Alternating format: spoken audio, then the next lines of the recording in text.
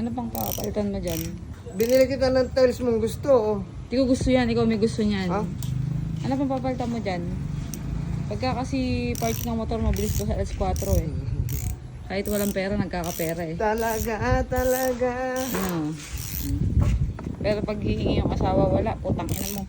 Hindi ka nang hingi. Diba ano? Oh. Ano pang kulang dyan? Pagka mamaya check out mo na mabilis na mabilis. Turo pa ko yung kailangan palitan to. Ayan, pangit oh.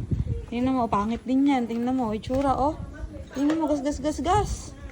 Tapos yung upuan, ang pangit. Tingnan mo, tapos yung may-ari, pangit din. Tapos yan.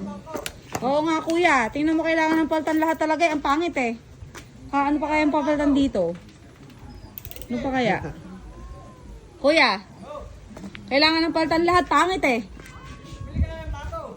Hindi na kuya, isa-isain daw niyang pagandahin. Shopee check out, done.